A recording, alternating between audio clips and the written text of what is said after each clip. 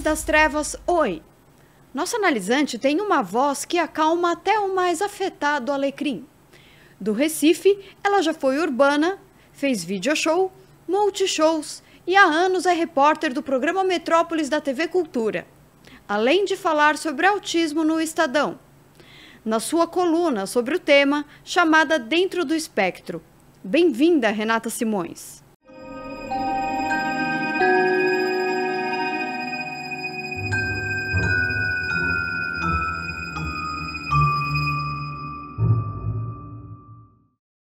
Renata! Paula. Muito bem-vinda. Que bom que você decidiu começar a sua análise comigo. Você sabe que eu fiquei, assim, curiosa com essa experiência quando eu soube que você estava atendendo, né? Clinicando. Clinicando ao vivo, quer dizer, não ao vivo, mas aqui no audiovisual. Exato. Assim, né? E acho que eu tô num momento meio de fim de um ciclo terapêutico, querendo abrir um novo, então achei perfeita essa oportunidade. O lugar, hein? O lugar para isso. Ou não, né? A gente começa a falar, daí você começa a falar, ficar com medo do que pode acontecer. Não, aqui é seguro, é seguro. A câmera te deixa mais segura. Rê, como você tem estado? Olha, acho que depois de um começo de ano que eu falava para as pessoas que esse ano era Big Rider, sabe? Parecia que a gente estava naquelas ondas grandes de Nazaré. Você falava, meu Deus, como é que eu vou descer esse paredão d'água? Agora a maré está um pouco mais calma. Então, acho que também está no momento de olhar como é que a gente vai, como é que eu vou nadar e atravessar até o fim desse 2024 de meu Deus, né? Entendi. Melhorou então agora. Melhorou. Acho que, mas eu tive coisas que mexeram muito com, eu brinco, com as placas tectônicas, né? Meu pai ficou doente e tal. Nossa. Então são coisas que mexem muito com a base, de repente você olha e você está se perguntando de umas coisas, você fala, por que eu estou pensando sobre isso? Aí você fala, por causa daquilo. Olha, a pessoa ficou tão nervosa que até já chutou a mesa. Ô Rê, eu quero começar entendendo quem era você quando criança. Eu queria entender, assim, eu queria que a gente voltasse e que você lembrasse, assim, quem você era quando pequenininha. Acho que tem algumas memórias, mas e aí tem um ponto de cisão na minha infância, com 10 anos, que meio que bloqueia parte das minhas memórias, né?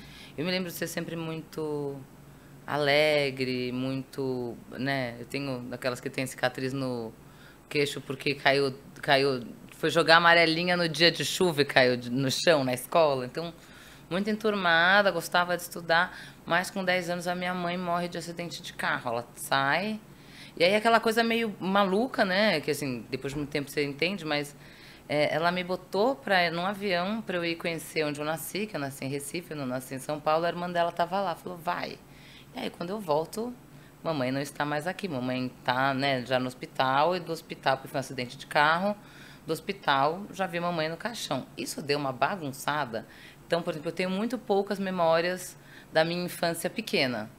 Tenho, sei lá, eu e a minha irmã escondida atrás de um sofá, e ela embrulhando um presente. E aí eu tenho essas memórias que vêm depois disso, que é, ao mesmo tempo, de uma pessoa que gostava muito de falar com todo mundo, que ficou mais para dentro, estudava muito, a palavra é CDF mesmo, não sei se ainda se usa, mas era CDF. Lia dicionário na aula, assim, ficava, sabe, quando estava entediada. Então, acho que isso mexeu um pouco. É como se eu tivesse quase duas infâncias, sabe? Até eu conseguir voltar a sair de novo do casulo, que vai ser já lá com uns 14 anos. Mas é mesmo, né? São duas infâncias. Né? Porque quem você é depois que uma coisa dessa acontece? Menina, eu me lembro, assim, do nervoso do primeiro dia de aula, depois que a minha mãe tinha morrido, de chegar, o que eu vou falar na escola para os coleguinhas? Depois você fica até culpado pelo que você falou, que gente, coisa estúpida que eu pensei. Como é que uma criança pensa isso? Mas você pensa, né? Porque aquele é o seu mundo. Como é que você vai chegar lá e falar para as pessoas, oi, tudo bem? Minha mãe morreu, eu sou uma criança sem mãe.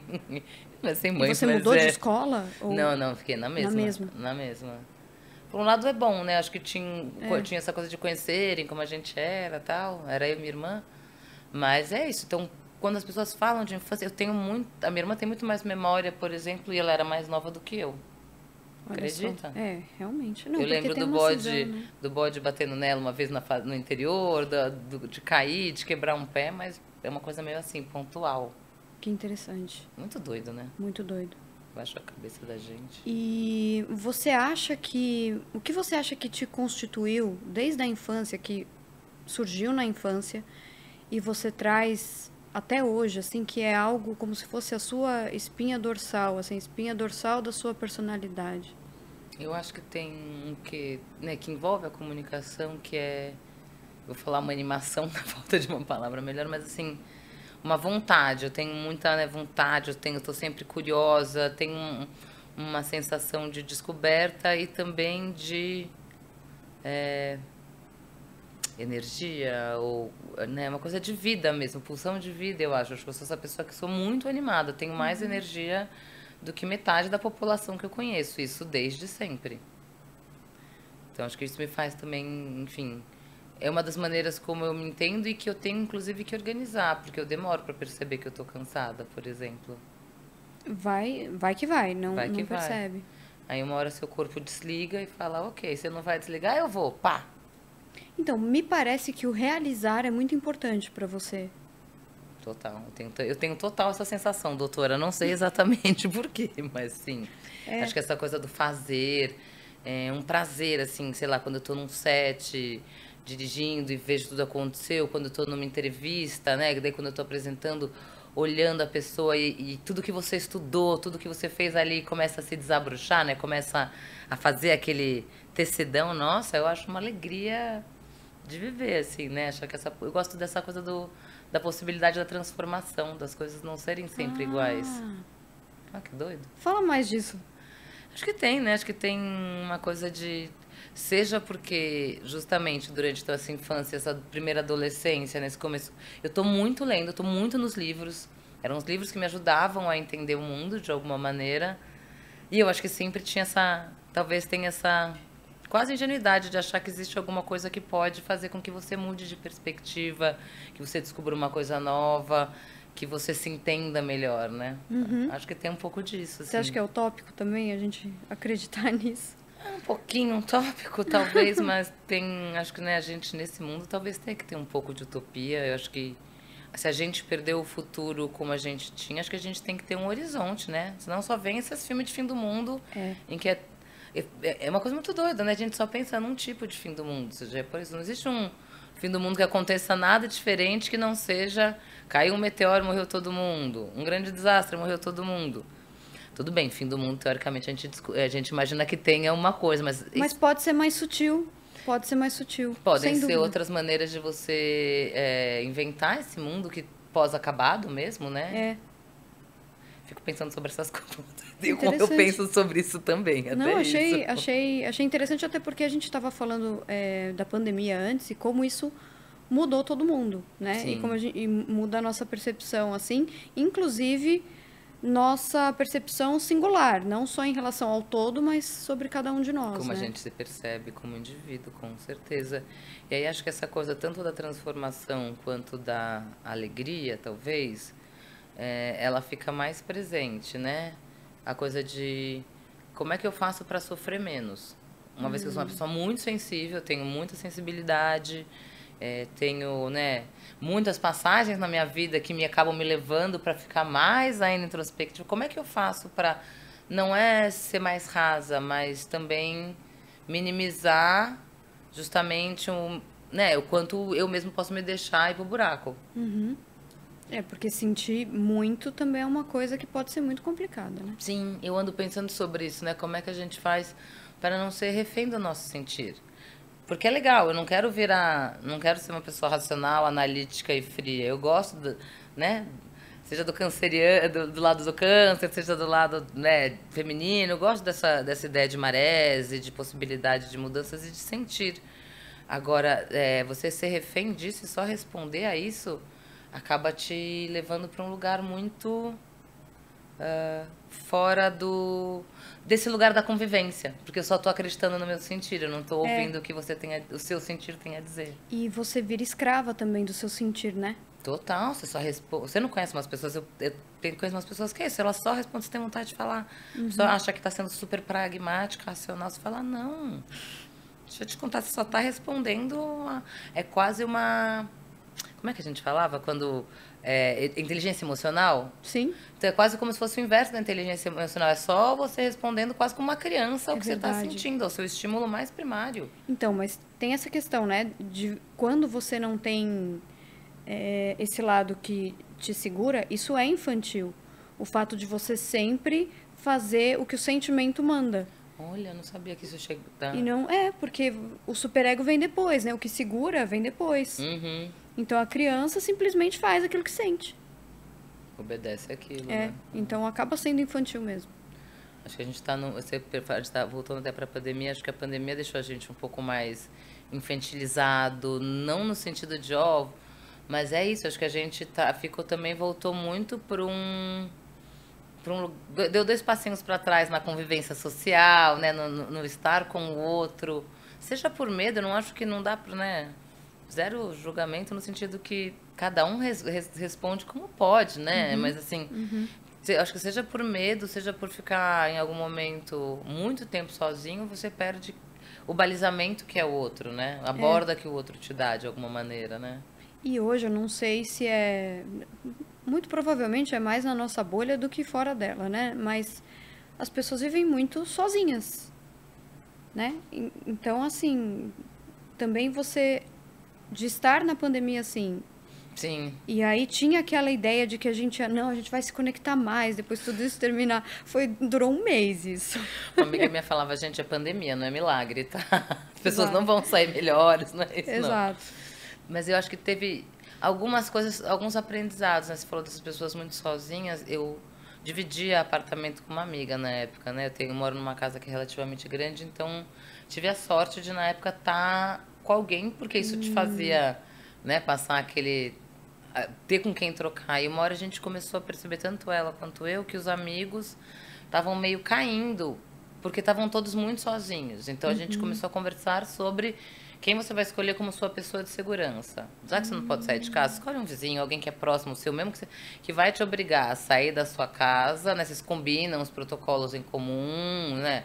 Aquela época que a gente lavava a batata, o saco da batata, né? O espremedor da batata. Você lava tudo, vai encontrar essa pessoa, porque o outro, ele é um balizador, né? Eu acho que, para mim, também, nesse processo de aprendizado, tentar entender quando é que a minha cabeça tá pregando uma peça em mim, tá me fazendo sentir coisas que, na verdade mesmo, não estão tão relacionadas, assim, ao que tá acontecendo. E o outro, ele é uma maneira disso acontecer, né? De você se confrontar com o mundo fora. Sim, totalmente. Gente, já tô amando essa sessão. Vamos ter que fazer mais uma, doutora. Vamos, gente, já vamos marcar, já vamos deixar marcado.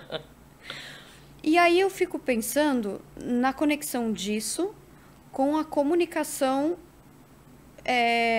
em uma TV, numa era de internet. Acho que, né, a TV Cultura tem 2 grandes qualidades que eu gosto muito, né?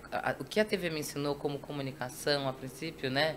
E eu faço TV há 20 anos, como é que você faz para criar uma unidade entre todo mundo que vai estar assistindo. Porque a TV é muito aquele eletrodoméstico estava ligado, e daí passava a avó, passava a criança, o adolescente, a tia, quem estava trabalhando. Então, como é que você faz para não excluir ninguém da conversa, ao mesmo tempo que você também não pode fazer uma coisa rasa demais, porque senão eu que sou fã da Paula, eu estou entrevistando a Paula, essa pessoa também tem que sair com alguma coisa nova, né? Não adianta ela estar... Então, a comunicação, ela faz, eu acho que, né, de um modo geral, na TV, faz ampliar o seu olhar de como é que você coloca todo mundo nessa conversa. Acho que indo para uma TV pública, que é a TV Cultura, tem quase um privilégio que é comunicação social. É, sim, para você cumprir aquele papel mais básico da comunicação, que é como é que eu informo, como é que eu educo, como é que eu provoco reflexão. E aí é uma das coisas que a TV Cultura tem, toda a programação da cultura vai inteira para a internet, né? Ela está disponível gratuitamente. Não é que todo mundo sabe. Então, daí eu acho que essa que é a grande barreira, né? Você está num veículo que se propõe a falar com todo mundo, ser o mais amplo possível, mas nem todo mundo sabe quais são os canais que você pode acessá-lo, né? Até porque tem essa coisa de consumo. Quando a gente fala de TV, a gente já pensa em YouTube, né? Você pensa em YouTube. TV e internet. Você pensa em Instagram também, hoje em dia, também, né? Mas você pensa num vídeo que está num formato muito mais individual. Acho que também por isso que a TV, de alguma maneira, está se reinventando, ou tentando se reinventar. Licença para essa palavra, que é meio... que é isso, né? Então, como é que começa a mudar? Você começa a ter aqueles programas que têm grande audiência porque eles estão ou refletindo num Twitter da vida, num Instagram da vida, virando meme. O programa, a gente não conversa mais na sala de casa, a gente conversa mais nessa sala da rede, digamos assim, né? Me senti agora praticamente a Fran Dinossauro, falando da sala da rede, meu Deus. Mas também há 20 anos na TV, assim, não é isso, né? Não Mas tem jeito, isso. né, cara? Não tem, é interessante, eu acho. E é muito doido, porque eu trabalhei, logo que começou a primeira bolha de internet, eu trabalhei no primeiro site, que era um site brasileiro que fazia venda de MP3, chamava eMúsica. Olha só. Back to 1999. Então, e aí aquela história muito doida, né? De uma ideia que hoje em dia é trivial, de você vender música em formato de MP3 na internet. Naquele momento era tão inovadora que o site quebrou, porque as pessoas ainda não compravam e vendiam músicas. Foi antes do Napster? Acho que meio na mesma época. Mas era isso, você não comprava, não precisa ser, né? A gente estava nessa época de entender que você podia compartilhar sua biblioteca de CD. Você ficava ripando os meus próprios CDs para jogar no Napster, cara. Olha só. Coisa louca. Cara, então, e aí eu fico pensando na arte também, porque você trabalha há muito tempo na TV, mas ao mesmo tempo sempre teve alguma coisa a ver com a arte. A arte é uma coisa enorme na sua vida, né? Sim. Quando que isso apareceu? Eu acho que desde sempre mesmo. Cultura, eu sempre falo arte e entretenimento, né? Cultura em geral é o meu maior foco. E eu comecei trabalhando num programa de TV aberta que já falava disso, que era o video show, mas numa época que o video show ainda era menos um programa de celebridades e mais um programa de bastidores, de filme, de cinema.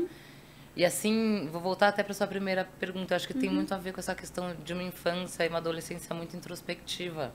Ainda que eu falasse com todo mundo, eu precisava de muito tempo dentro. E aí, quem te dá esse colchão é o livro que você está lendo, é o programa que você está vendo, é o filme que você está assistindo. A primeira vez que eu vi um quadro, ou que eu chorei, né, vendo um quadro ou lendo um livro, foi uma coisa que até eu me assustei.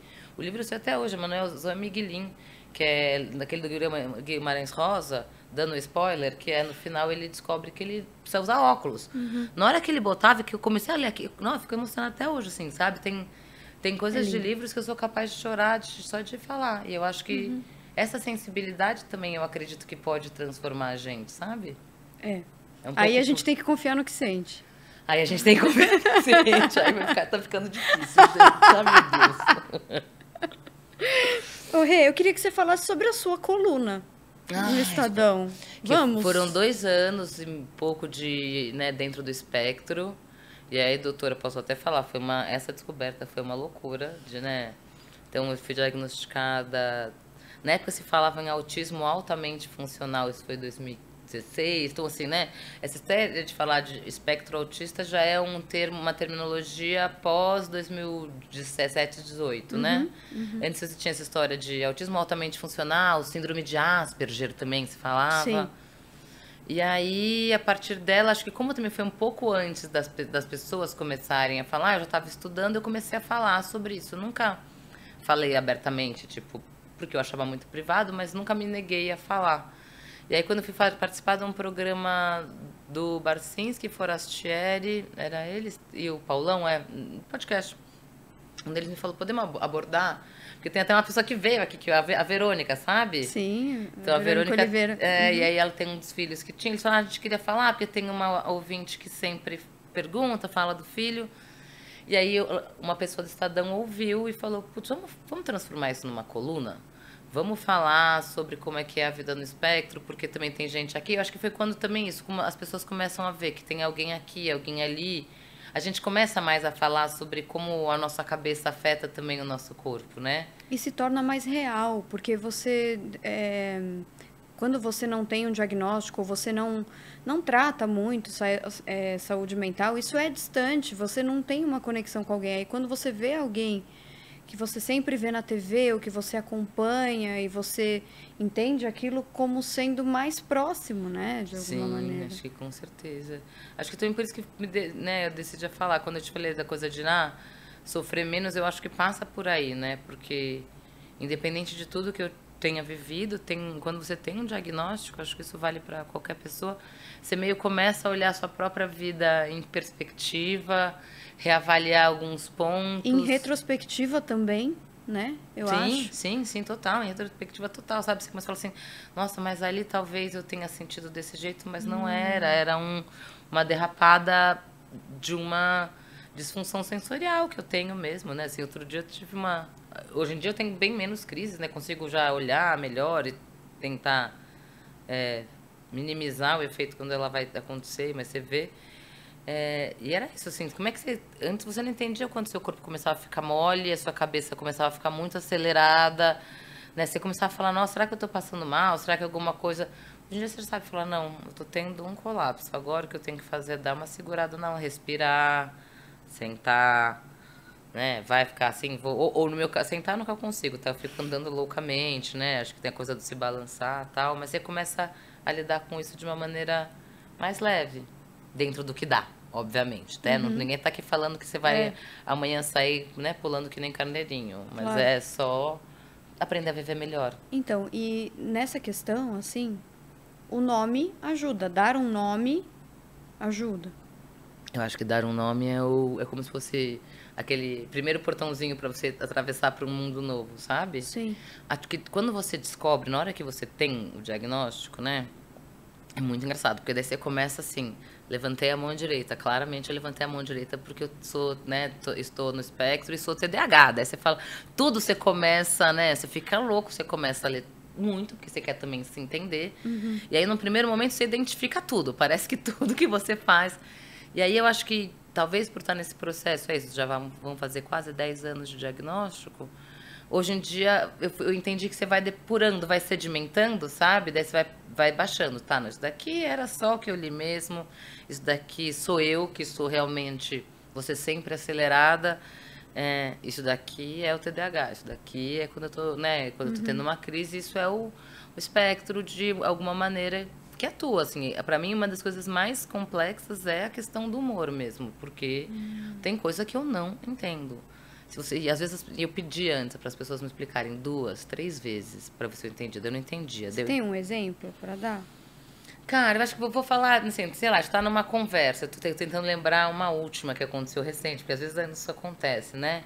E alguém fala de um jeito e que todo mundo entende o que está implícito naquele comentário. Então, antes eu pedia e todo mundo ri. Antes eu pedia para explicar para ver se eu entendi o humor. Aí, uma hora eu percebi que isso não fazia, isso quebrava a conversa. Eu cheguei então agora é hora de rir.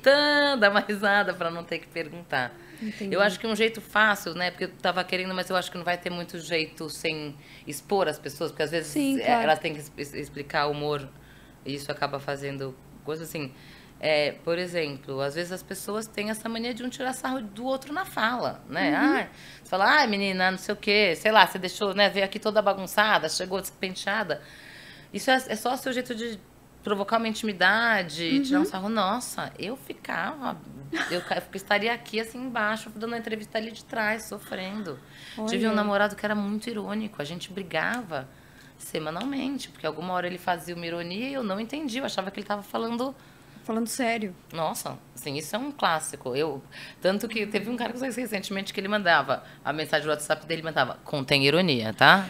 Sempre... Deixa eu te avisar que contém ironia. Avisando. Olha, que interessante. Porque senão você vai, ainda mais quando você está num momento de muita emoção, você vai respondendo imediato, né? É isso, você consegue se proteger, fazer esse colchão quando você está tranquilo, calmo, sereno, mas nas situações, às vezes, de dia a dia... Passa, total. Caramba, que interessante. Eu queria muito lembrar, eu tô tentando lembrar desse exemplo, que esse daí era mais fácil. E a gente estava numa roda, e aí quando a pessoa falou, mas como assim você não entendeu ainda? A outra falou, Gabriel, né? Era uma amiga chamava Letícia, e esse amigo chamava Gabriel, é por isso que ela entendeu a história do autismo, e aí se coloca dele... Entendi agora que você não estava, né, só obrigando a gente a explicar de novo. Não, eu realmente não entendo. Ele achava que era uma mania, um negócio de entender. Ele achava que era uma mania, que era um jeito meu. Olha, que interessante. Muito doido. Que interessante. Tem uma parada que chama ecolalia, né? Então, o autismo faz com que você, às vezes, se apegue a palavras ou a sons. Me perguntarei eu por quê, não sei até hoje. Então, de repente, né? Sei lá, tinha uma época que eu me lembro dessa, de falar, isso aqui é uma amplidão, a gente precisa ampliar. E eu usava isso para tudo, às vezes para coisas que não são relacionadas à ideia de ampliar. Isso é ecolalia, assim. É um dos sinais típicos. A pessoa se apega a uma palavra e sai usando ela para tudo, indefinidamente. É uma loucura, é muito doido. Que interessante. E como você acha que fica essa relação da saúde mental hoje, com o entretenimento, com a TV, com os meios de comunicação? Né, como tudo, tem né, a faquinha lá cortando os 2 legumes para os 2 lados. Acho que tem, primeiro, um lado maravilhoso de desmistificar, de trazer mais informação, de mostrar aquilo que você falou, ser mais próximo, né? Uhum. Seja quando você vê o advogado extraordinário, o Good Doctor, que são um pouco caricatos, seja quando... Sei lá, pra mim, o fato de que Malhação teve um personagem no espectro é muito importante, como, de novo, essa forma de trazer.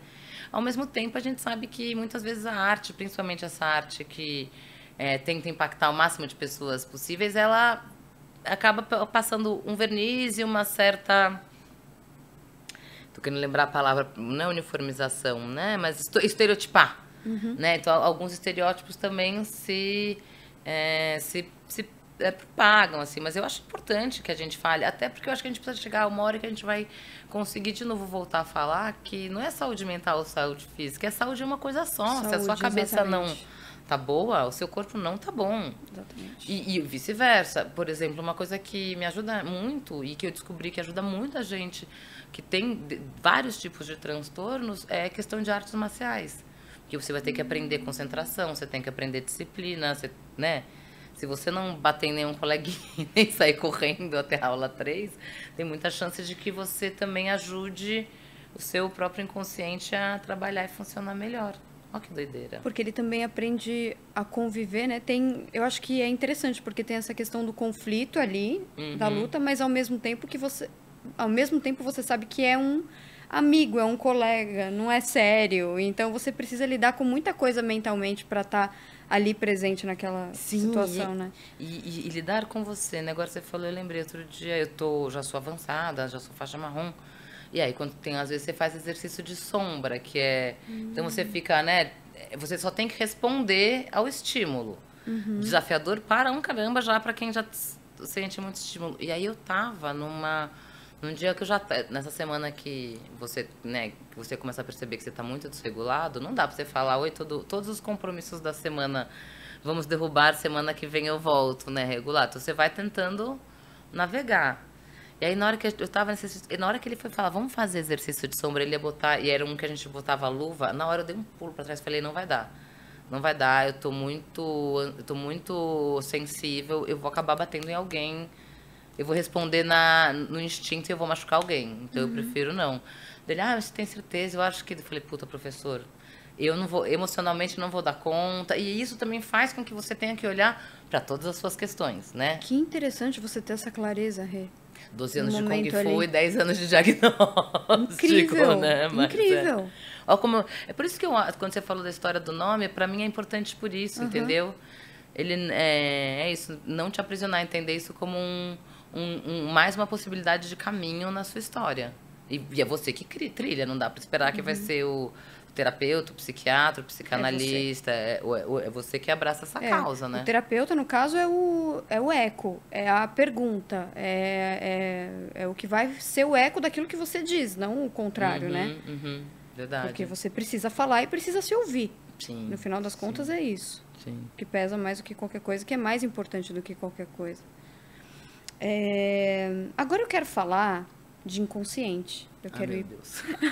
Eu só falo, ai meu Deus, aqui cada pergunta eu faço, ai meu Deus. Fica tranquila. Aquela assim, cadê o paninho pra gente te apagar o suorzinho? Rê, você costuma ter sonho frequentemente, assim? Eu sonho bastante. Como escrever uma coluna de jornal? 1. Encontre o seu tom. 2. Forme uma opinião.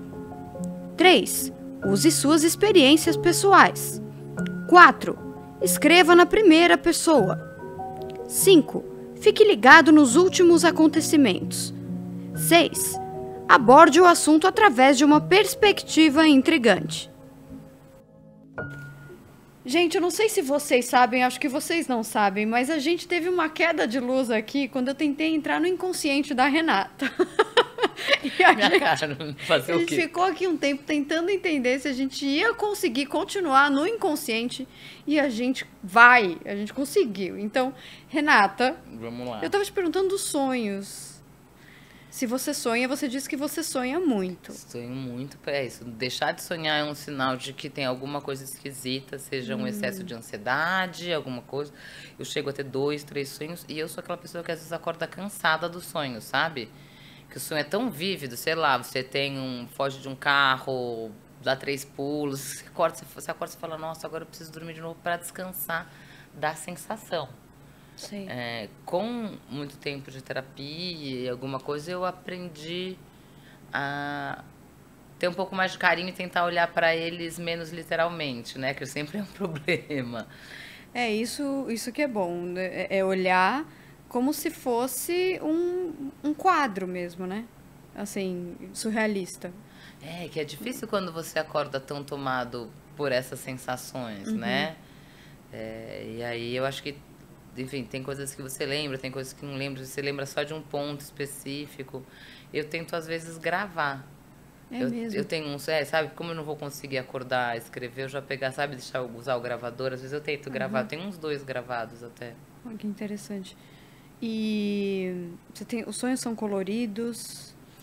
Dependendo são, assim, os meus sonhos quando eu tenho e lembro, assim, é com uma riqueza de detalhes, assim, Olha. sei lá, agora a gente falou de um que eu lembrei, que eu tava no banco de trás com a filha de um ex-namorado, e aí na hora que a gente tava fazendo a curva, o carro abria a porta e caiu uma meia dela, mas a criança continuava. Por que eu lembrei desse pedaço de sonho agora? Não sei, mas aí eu me lembro que você falou da cor e eu lembrei porque eu lembrei da cor da meia, na verdade. Que louco. Que interessante. Então, e às vezes é interessante ver esses pontos, esses trechos do sonho, assim, né? Tem uma técnica na psicanálise que eu acho muito interessante, que é o paciente contar o sonho várias vezes para entender o que não foi dito da primeira vez, que foi o que escapou do inconsciente. Então, se ele é contado uma segunda vez e isso você não estava lembrando, era o que você estava recalcando. Então, é muito legal, assim, como assim, recalcando desse o que você está escondendo de você mesmo, você diz? É isso que é o recalque? Gente! Que maravilhosa essa palavra, desse jeito, vista desse jeito. Olha. Então, aí, se a pessoa conta uma vez, 2 vezes, você fala, não, conta o sonho de novo. Tá. E aí, o que não foi contado antes? Mas aí, lógico, o que significa aquilo que foi esquecido é pessoal, né? É cada um. Mas então, se eu contasse várias vezes esse sonho, talvez eu... Talvez você lembrasse de outros detalhes que não tinham sido ditos da primeira vez. Uau! Vou gravar, então, várias vezes eles, pra ver se sai alguma coisa diferente. Grava. É interessante. É uma portinha maior pro inconsciente, sabe? E pesadelo? Você já teve muito? Odeio. Assim, quando tenho, é uma coisa que me desestabiliza o dia inteiro. Já acordei chorando, já acordei com medo, já acordei gritando. Teve algum recorrente ou não? Recorrente mesmo não, né? Acho que assim... Mas tem aquelas sensações, né? Acho que os sonhos em que você está sendo meio perseguido, ou que tem alguma coisa meio te ameaçando muito, né? Que dá uma sensação de ameaça à vida, né? Uma das minhas questões com filmes de terror é essa. Eu não assisto porque me dá muito pesadelo. É mesmo? Me dá muito. Eu fico com muito medo na hora de dormir. Muito medo. E aí tem pesadelo, assim, tem essa coisa de não descansar, de acordar, de ficar meio... Eu me lembro disso, de já ligar para as pessoas e falar, oi, gente, olha, hoje é um dia que eu tive pesadelo, eu vou estar um pouco mais sensível. É como se você assistisse o filme e a tensão fosse real, então. Sim, eu tenho uma questão com a angústia, o cinema me dá muita angústia, assim. Por isso que às vezes eu até prefiro assistir em casa, porque em casa eu posso andar, posso, se for o caso, fumar, se for o caso, beber, se for alguma coisa para dissipar essa angústia, porque aquilo realmente... vou usar essa palavra no momento, né? Me atravessa. O constrangimento, por exemplo, é uma sensação que eu odeio no cinema. Porque eu fico muito constrangida pelo personagem, eu fico realmente incomodada com Te isso. impacta muito. Assim como o medo, lembrei daquele Corra. Sim. Nossa, aquilo, né, vai te dando uma angústia, você vai ficando, assim, desesperado, né? Eu assisti no cinema, pobre da pessoa que tava do meu lado perdeu a mão. Quebrei todos os dedos, né? E eu acredito que no sonho deva ser a mesma sensação, então. Acho que sim. Pesadelo e tal. Sim, a mesma sensação. Você tem uma total certeza de que vai acontecer alguma coisa, né? Tipo, você acorda já com essa... Agora você falou de um dia, eu lembrei que eu acordei bem na hora que caía, né? Na hora que ia morrer, assim, que você acorda, tipo... Uou! Porque eu acho que algumas pessoas conseguem voltar mais rápido, sabe? Eu sou uma pessoa que quando tenho pesadelo, eu acordo já entendendo, foi pesadelo. Não me impacta tanto. Sim, sim. É difícil me impactar um pesadelo, né?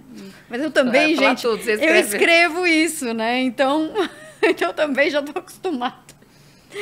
Cara, mas é interessante. Eu me lembro a primeira vez que eu assisti o Iluminado, eu pedi para um amigo assistir comigo, que eu já era adulta, eu queria muito ver o filme, mas eu tinha muito medo do que aquela sensação. Tanto que ele não é um filme tanto de medo, mas ele te deixa muito angustiado, muito preso.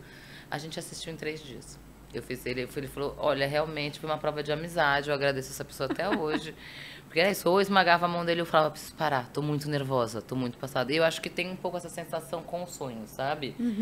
De acordar, por exemplo, quando você, né, acorda do lado de alguém, você meio encostar na pessoa, pedir pra pessoa encostar em você, pra você falar, você vê me o que ajuda é real. onde eu tô, me ajuda a achar onde eu tô, a tatear. Que interessante. Muito doido. Bom, a gente falou de medo, Rê. A gente falou de alguns traumas.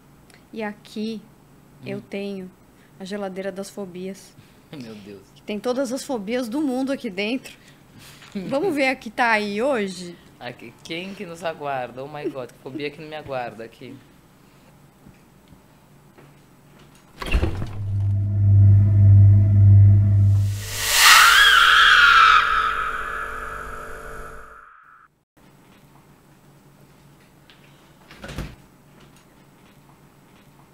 Brontofobia.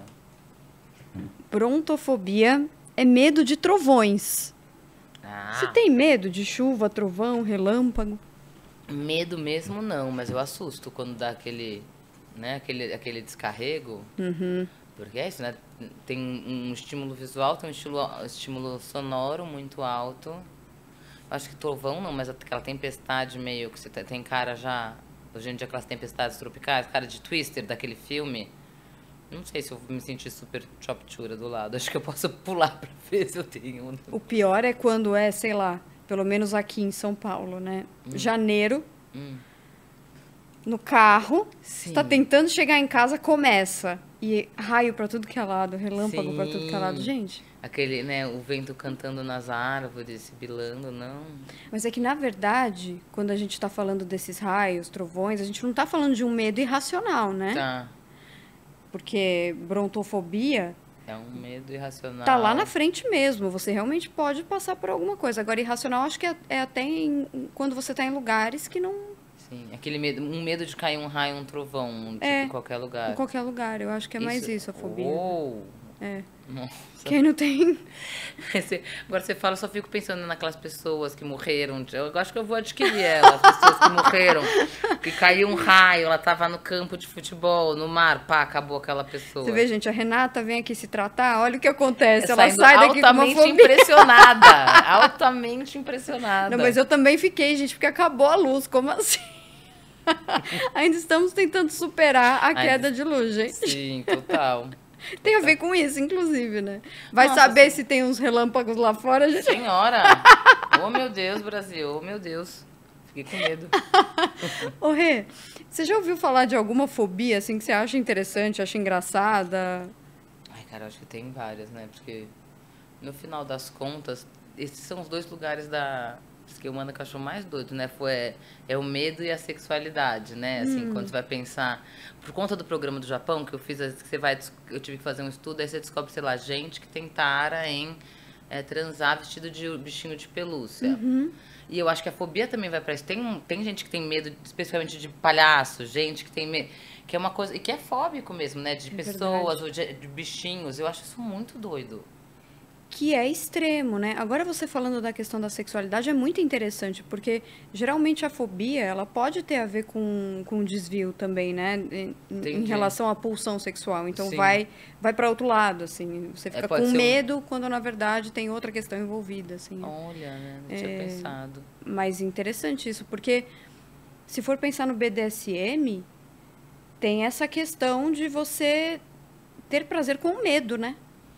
Com o que Sim, deveria causar usar medo. medo. É, ó, é isso.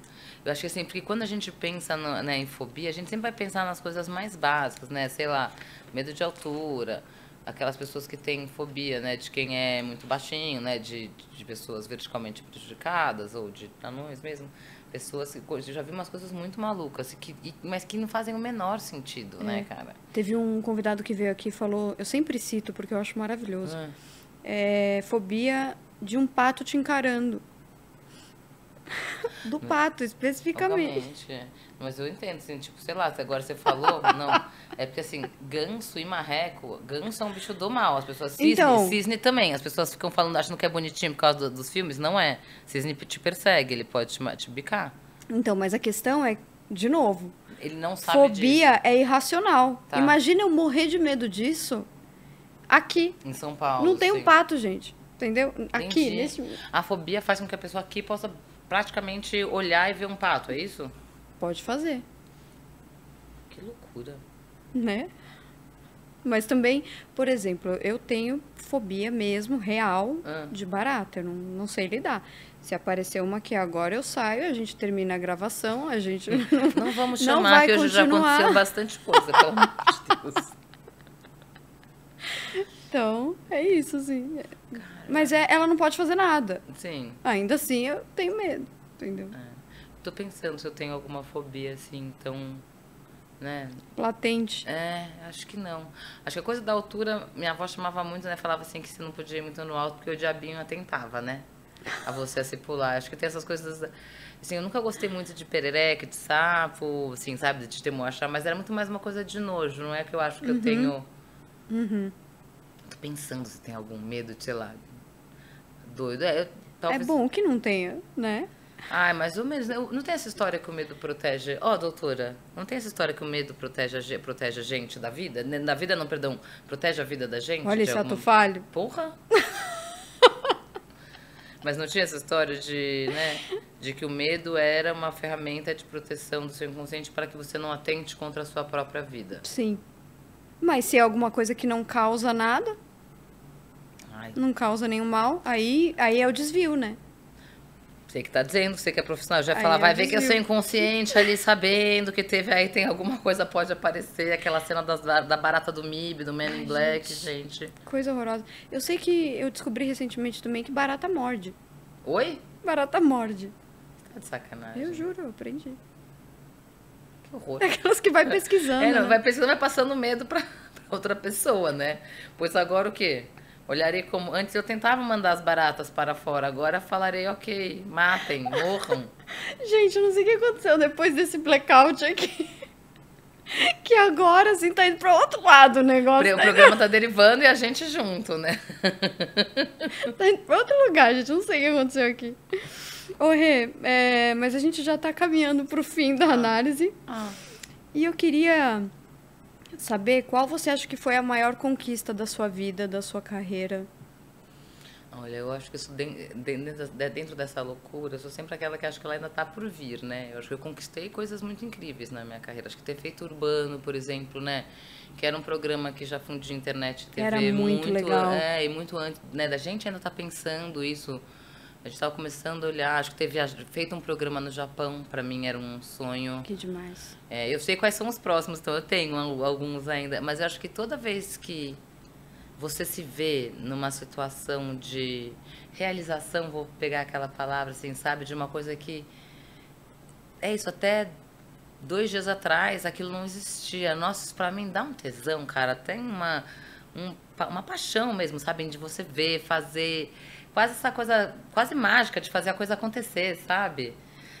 Por isso que eu acredito muito no trabalho de equipe e tal, porque é isso, não depende só de mim, não tenho essa pira, sabe, de fazer sozinha. Eu acredito muito na construção coletiva, como também a forma da gente sair desse buraco que nos enfiamos. Mas a realização, olhar e falar.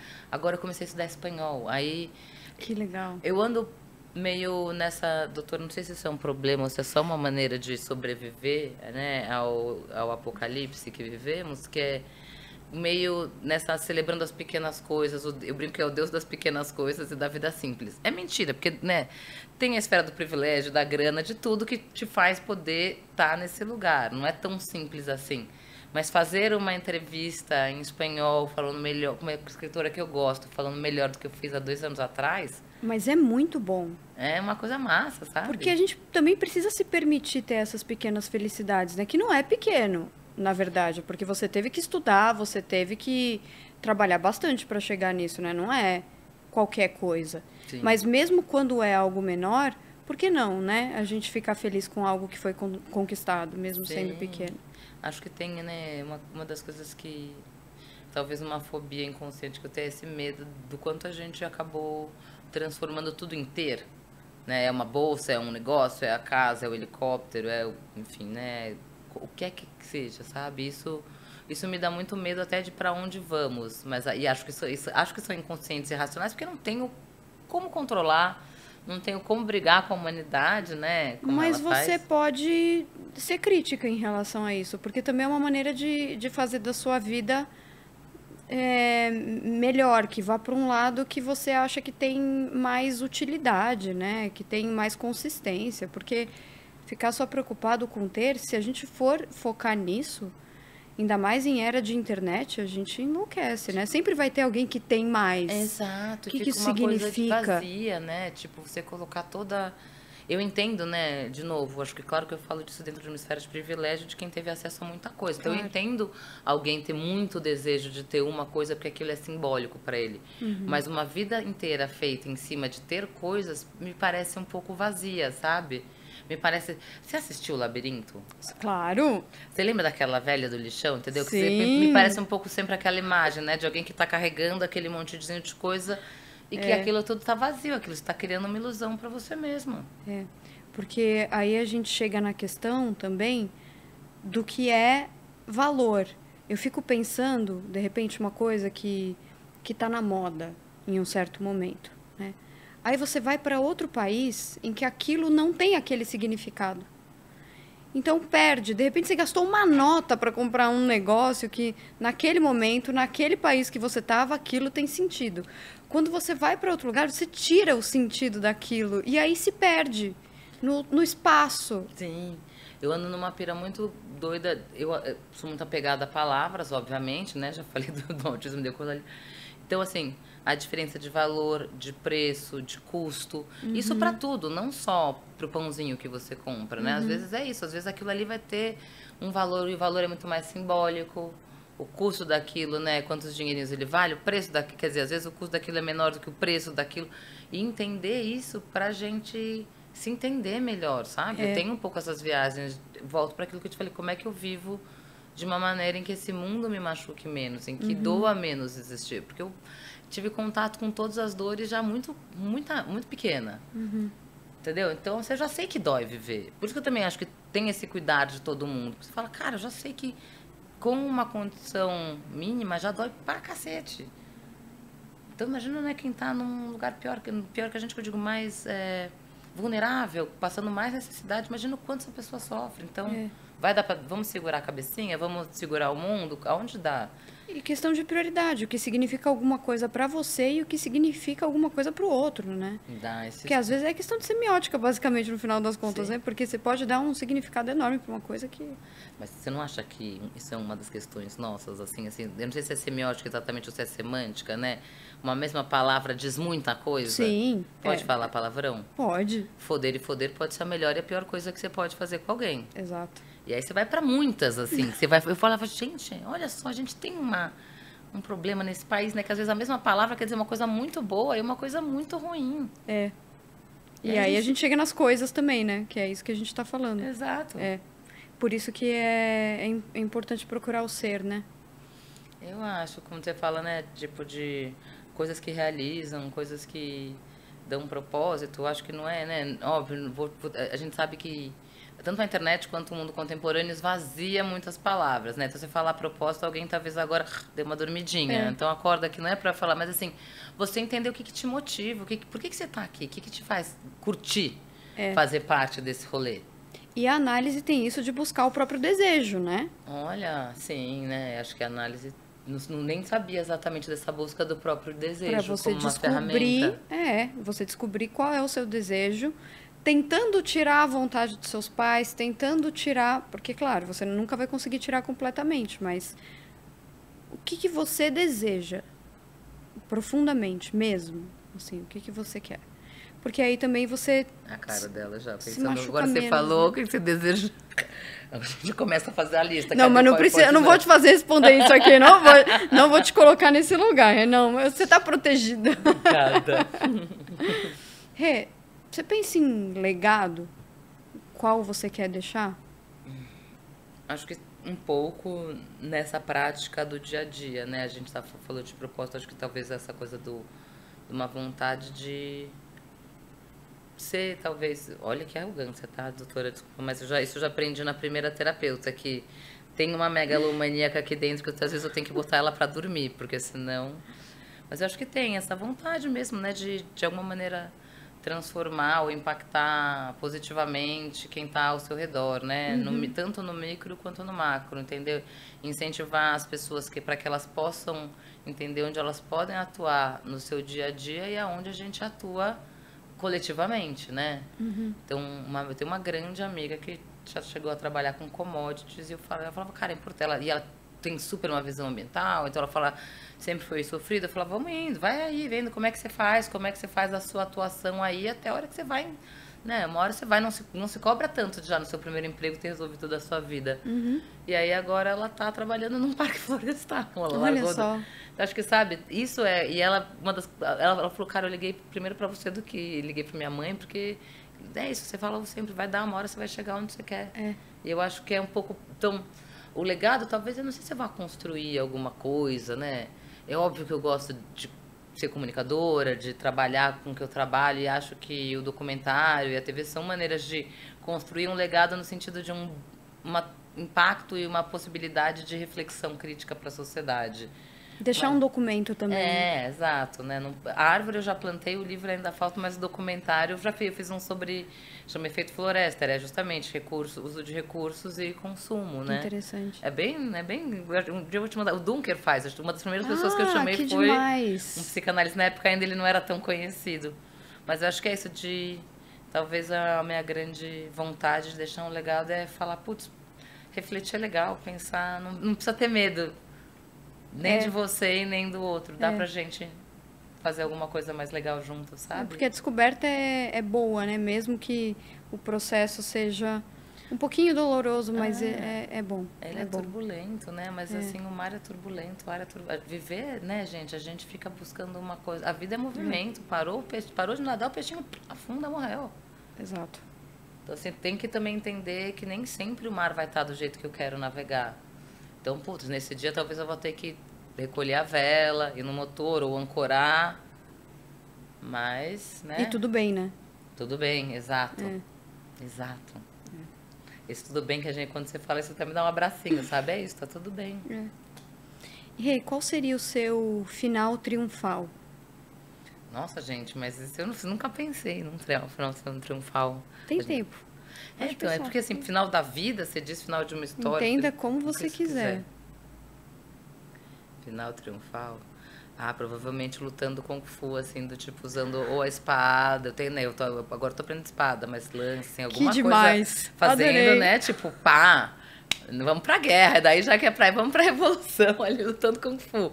Praticamente um Shaolin samurai ali. Maravilhoso. Rê, eu quero te agradecer. Foi muito bom, muito bom. Toda minha. Deixa seu contato, como as pessoas podem te achar.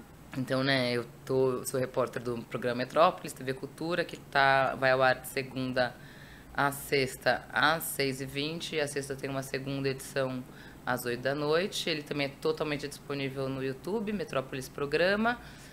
@Renata Sim sou eu no Instagram, Renata Simões no ex-Twitter, né? Agora a gente usa ex-Twitter, né? E, putz, acho que é isso. Acho que é fácil. Não sou tão difícil de ser... Não, é fácil de te achar. É fácil. Não, e a Renata Sim é isso. É fácil que a Renata Sim realmente daí... A gente rata de começo de internet, é isso. Abrir uma rede, eu vou entrar lá só para guardar o Renata Sim para mim, tá? Muito bom. Obrigada, viu? Obrigada, eu muito honrada. Obrigada mesmo. Muito obrigada, adorei. Fim da nossa sessão.